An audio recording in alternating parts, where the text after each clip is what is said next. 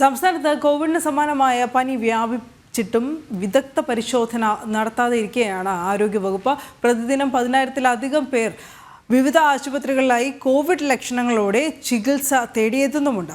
കേന്ദ്ര സർക്കാർ മുന്നറിയിപ്പ് നൽകിയിട്ട് പരിശോധന നടത്താത്തത് അപകടമെന്നാണ് ആരോഗ്യ വിദഗ്ധർ നൽകുന്ന മുന്നറിയിപ്പും. പ്രജിത് മോഹനൻ വിവരങ്ങളുമായി ചേരുന്നു. പ്രജിത്ത്, ദിനംപ്രതി വർദ്ധിക്കുന്ന പനിബാധിതരുടെ എണ്ണം കുറച്ചല്ല ആശങ്ക സൃഷ്ടിക്കുന്നത്. അതിനിടയിലാണ് ഈ കോവിഡ് ലക്ഷണങ്ങളോടുകൂടിയുള്ള പനി അധികരിക്കുന്നു എന്നുള്ള വാർത്തയും വരുന്നത്.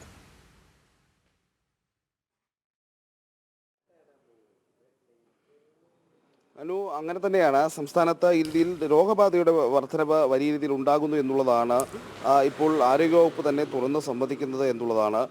നേരത്തെയൊക്കെ ഇത്തരം വിഷയങ്ങൾ ഉണ്ടാകുന്ന സമയത്ത് ആരോഗ്യവകുപ്പ് കൃത്യമായ പഠനം നടത്താത്തതുമായി ബന്ധപ്പെട്ട വലിയ വിമർശനങ്ങളൊക്കെ നേരിട്ടിരുന്നു.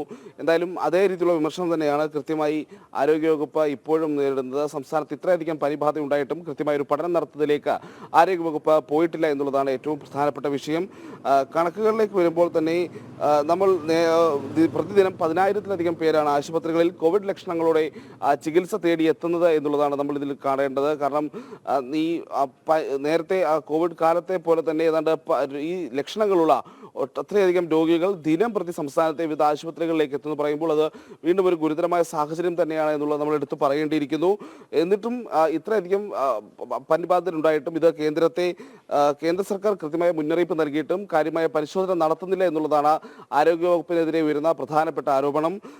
പ്രത്യേകിച്ച് ഈ കൊറോണയുടെ ലക്ഷണങ്ങളായിരുന്ന പനി, തൊണ്ടവേദന, തലവേദന, രുചിയോ മണമോ തിരിച്ചറിയാനാകാത്ത അവസ്ഥ എന്നീ ലക്ഷണങ്ങളോടെയാണ് പുതിയ പനി വ്യാപിക്കുന്നത്. എന്നിട്ടും ഇതിനൊരു കൃത്യമായ ഒരു ആരോഗ്യ നിർദ്ദേശമോ അല്ലെങ്കിൽ കൃത്യമായ പരിശോധനകൾക്കുള്ള നിർദ്ദേശമോ ആരോഗ്യവകുപ്പ് നൽകിയിട്ടില്ല എന്നുള്ളതാണ് ഏറ്റവും പ്രധാനപ്പെട്ട കാര്യം. സാമ്പിൾ പരിശോധനകൾ പോലും കാര്യക്ഷമമായി നടക്കുന്നില്ല എന്നുള്ള വിമർശനങ്ങൾ ശക്തമാണ്. നേരത്തെ തന്നെ ഈ രീതിയിലുള്ള ലക്ഷണങ്ങളുമായി പനി ബാധിതർ എത്തുന്നുണ്ടെങ്കിൽ അത് കൃത്യമായി അറിയിക്കുകയും നിരീക്ഷണങ്ങൾ നടത്തുകയും കൂടുതൽ പരിശോധനകൾ നടത്തുകയും വേണം എന്നുള്ളതെല്ലാം കേന്ദ്രത്തിന്റെ നിർദ്ദേശമുണ്ട്.